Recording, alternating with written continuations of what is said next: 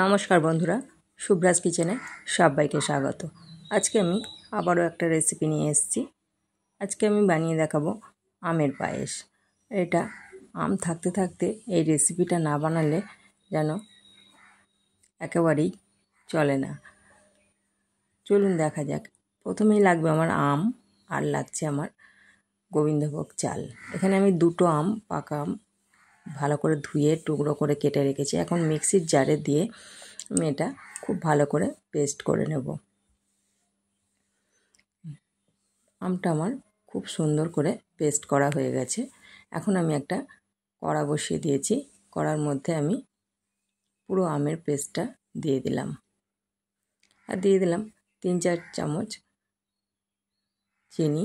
খুব বেশি চিনি কিন্তু আমি এখানে দিচ্ছি না, যেহেতু আমটা খুবই মিষ্টি আম, সেই জন্য চিনিটা কিন্তু অল্প দেব।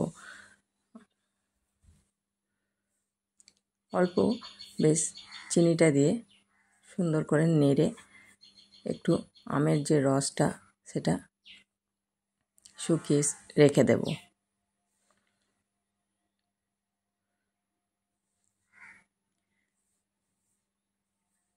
আমার চ্যানেলে যদি নতুন বন্ধু হয়ে থাকেন, চ্যানেলটাকে সাবস্ক্রাইব করার জন্য অনুরোধ রইল, আর একটা লাইক দিয়ে পাশে থাকবেন।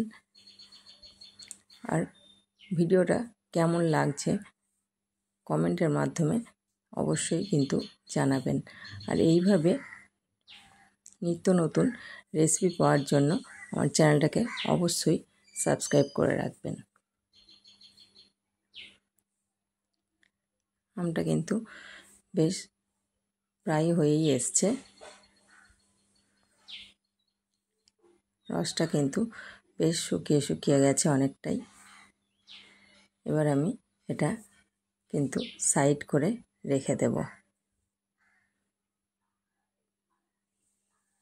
এটা ঠান্ডা হওয়ার জন্য আমার সাইড করে এখন ঢাকা দিয়ে রেখে দেব। এদিকে আমি আর একটা কড়া বসিয়ে দিয়েছি। এখন এতে আমি পুরো 1 কেজি দুধ দিয়ে দিচ্ছি।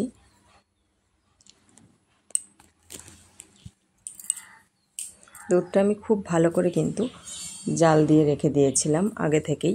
এখন আমি কড়াতে এটা শুধু গরম করলেই হবে। যেই গরম হয়ে উঠেছে, ফুটে উঠেছে দুধটা আমার, এখন আমি চালটা ধুয়ে রেখে দিয়েছিলাম, চালটা আমি দিয়ে দিলাম। এইভাবে এখন অল্প একটু সিদ্ধ হতে দেবো চালটাকে আমি। খুব বেশি কিন্তু সিদ্ধ হলে চলবে না।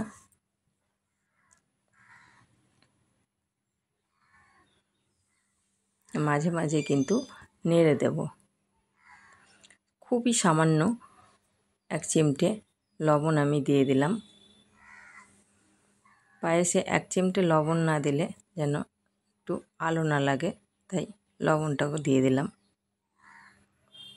এখন আমি চালটা অল্প সিদ্ধ করে নেব।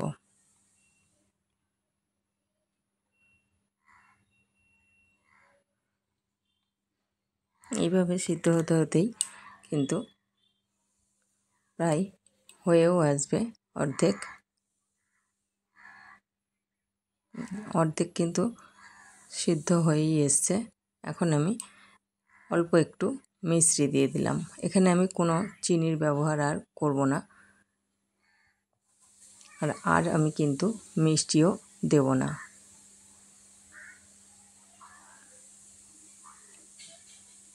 নাড়তে নাড়তেই কিন্তু মিশ্রিটাও গলে যাবে পুরো, আর পায়েসটাও কিন্তু পুরোপুরি রেডি হয়ে যাবে।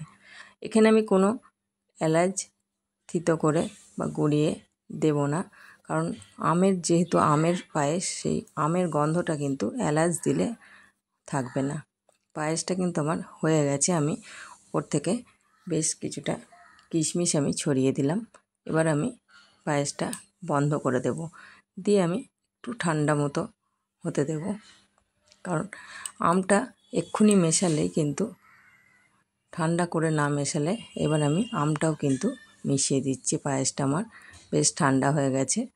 এখন এইভাবে তাহলে কিন্তু ফুটন্ত পায়েসের মধ্যে আমটা দিলে কিন্তু অনেক সময় দুধটা কেটে যায়, সেই জন্য একটু ঠান্ডা করে দিলে আর কিছুই হবে না। কি সুন্দর দেখতে লাগছে, কিন্তু ভীষণ ভালো লাগছে দেখতে।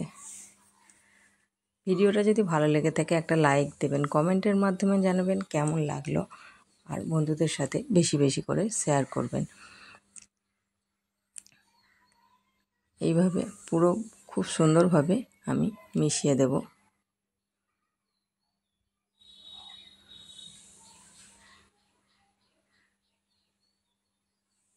এখন আমি এটা অন্য পাত্রে ঢেলে নেব, আর ওপর থেকে অল্প 2-4টে কিশমিশ ছড়িয়ে আর ওপর থেকে পেস্তা কুচি ছড়িয়ে আমি এটা সার্ভ করে দিলাম।